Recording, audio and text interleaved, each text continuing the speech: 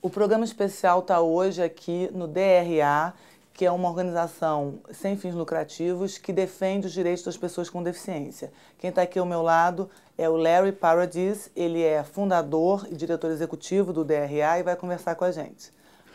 DRA is a non-profit law firm, and we founded this 18 years ago because there was a need for an entity to enforce the laws that existed at the time to protect the rights of people with disabilities. So there was no organization like Disability Rights Advocates at the time. So we are very much what we call cross-disability in our focus. We bring cases on behalf of people who are deaf, people who are blind, people who use wheelchairs like myself, people with learning disabilities and mental disabilities, the whole range. And we do it in a way where we're focused on the public good. We're focused on getting systemic barrier removal. And we've brought cases that have set what we call precedent. That means we've brought the first case in the country to establish certain rights for people with disabilities. Could you give me an example of a precedent that you guys established? Sure. One of the cases I handled was against a big retail store, and it has a website that millions of people go to its website daily. So we brought the first case in the country on this issue, and we brought it as a class action, and we succeeded in getting the court to rule that a website operated by a major company has to actually be accessible to people who are blind. And that precedent now has been followed by tens of thousands of other website operators throughout the country. Technology has been a huge advance for people with disabilities. When I first became disabled, there were no online research tools. So one of the first challenges I had was, how do I get to the books in the law library? And having to basically ask for help every time. Now everyone, disabled or not, does their research from a computer at their desk. So it's just one little example of how technology can really level the field for people with disabilities and open doors.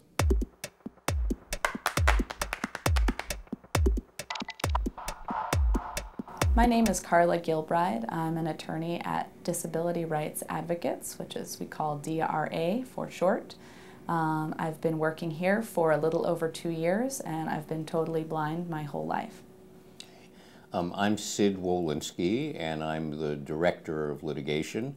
My job is to supervise the lawyers here in trying to enforce the Americans with Disabilities Act and other lawyers. And I'm also one of the co-founders of Disability Rights Advocates. When I graduated from law school, there was no disability movement, there was no environmental movement. That tells you how old I am. And so I went into private practice.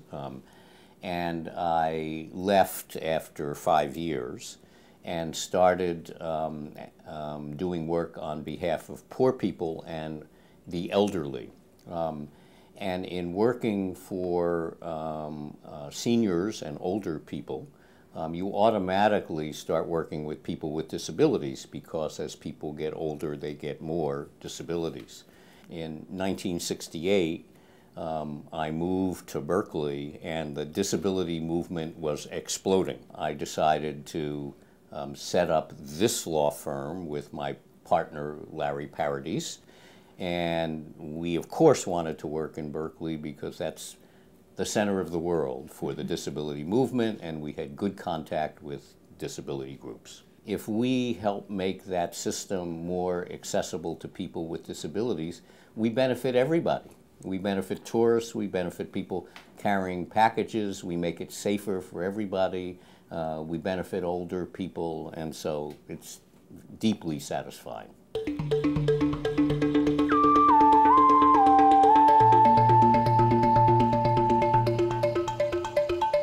After I finished law school, I spent 1 year working for a judge, which was a very good experience to understand how judges look at some of these cases before they decide them. And then I heard about DRA. I had already known about the work that DRA did, but I heard that they were interviewing people for jobs, and I had always wanted to work here because of the important work that DRA does, so I applied and I came here to Berkeley 2 years ago.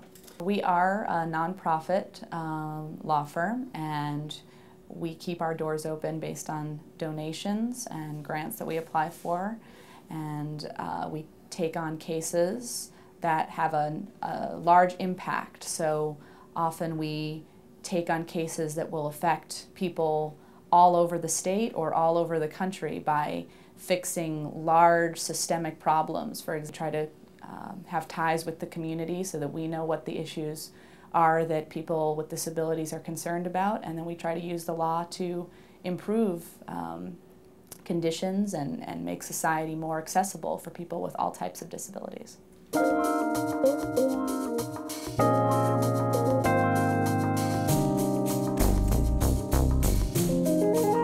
My name is Rebecca Williford. I am a fellowship attorney here at Disability Rights Advocates. I have been here for 1 year, so I've just been practicing law for 1 year, and I went to law school wanting to practice disability rights, nothing but disability rights. Having become disabled as a teenager, I became very aware of all the barriers. So as a law student, I, as well as many other law students in the country, realized that we were very, very isolated. There are not many law students with disabilities in the U.S. at all. So the American Bar Association put out a call for all law students with disabilities in the country to come to a conference in Washington, D.C., and this was in 2007.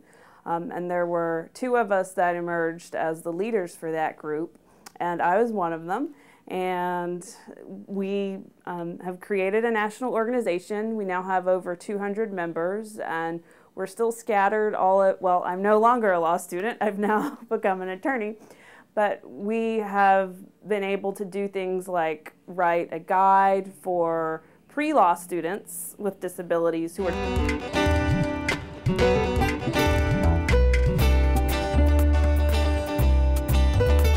people with disabilities can do whatever they want to do, and they can pursue their dreams and their passions, and they can be artists, and they can be corporate litigators, and they can be public interest lawyers and public defenders and district attorneys and governors and presidents and all of that.